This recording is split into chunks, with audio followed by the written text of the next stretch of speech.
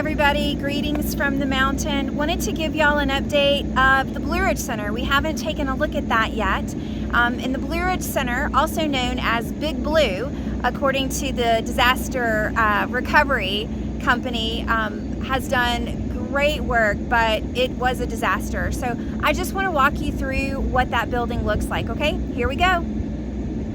So before we walk in the building, what I wanted to do was actually to take a moment and show you what's missing, right? And so when you drove up beside Washburn and then you were coming towards the Blue Ridge Center, right? So that's where you are right here.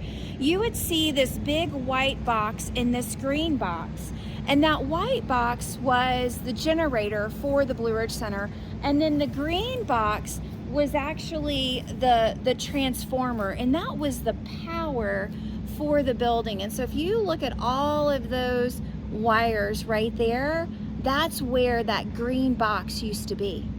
Okay guys, so what I did was I went to the other side of the Blue Ridge Center, and that green box right there is the transformer that was on the other side where those wires were hanging out.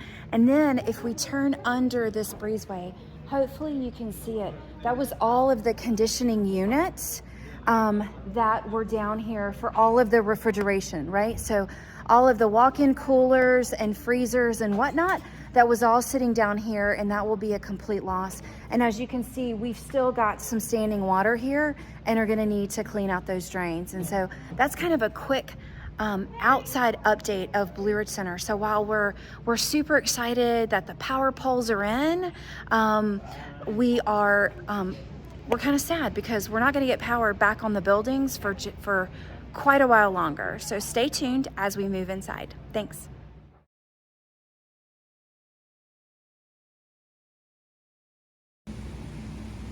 All right, part 2 of our video segment around the Blue Ridge Center. So what you're looking at, if we were to zoom in just a tad bit, do you see where that sidewalk is?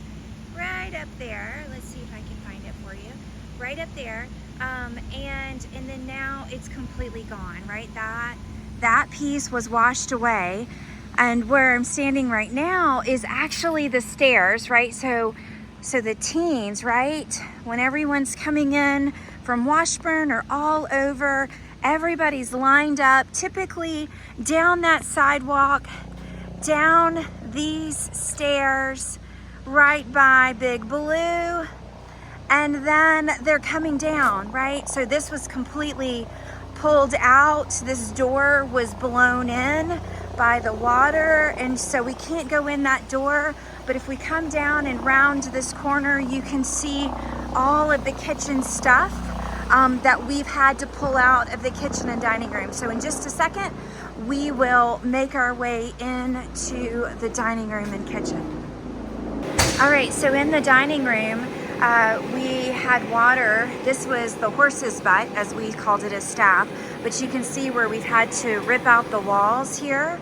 It looks like we might not have to do wall damage in the dining hall itself, but we do in these bathrooms. And so this is the door right here that everyone would come and enter, right? Go into the 2 restrooms or get your water, and then into the dining hall. And so you can see where they're working to clean the tables. Okay, so we're gonna move through the kitchen as we go, and if I'm gonna spin you down, and so groups would walk up by the Centennial cabinets, which those cabinets are from the library that used to sit at the site of the Blue Ridge Center. And then they would stop here, but then this is the kitchen, right? So this is where all of that food is repaired, and we've had to pull almost everything out of it. You can see that all this stuff is tagged, and it's gonna have to go.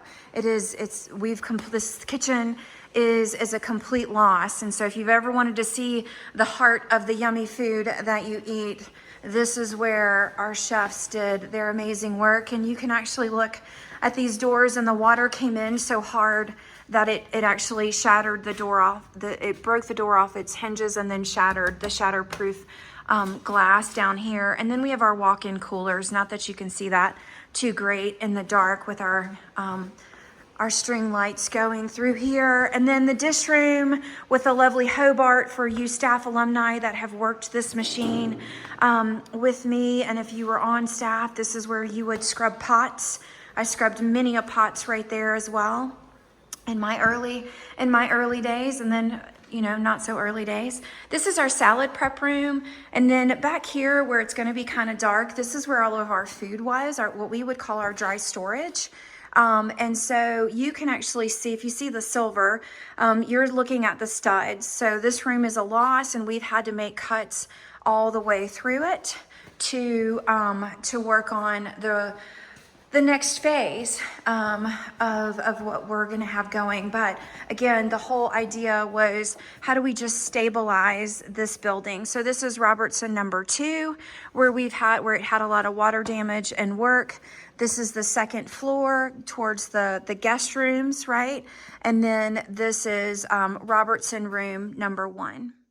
All right, so here are the stairs going down to the middle dining room. You can see where we've had to go ahead and completely rip up the carpet. And then we also, for protection, we had to take down all of our staff photos, right? And so to me, I would tell you, this is probably some of the most heartbreaking to see, because you think about the power of place and the power of people and the power of programs. And in this place was where community was formed, right? With all the tables, but they're gone. Oh, so sorry. So what you see now is everything that we have to go through, and we need to inventory it and most likely throw probably 90% of it away. And so that is kind of our next phase as we move through this first part, which I'm calling stabilization.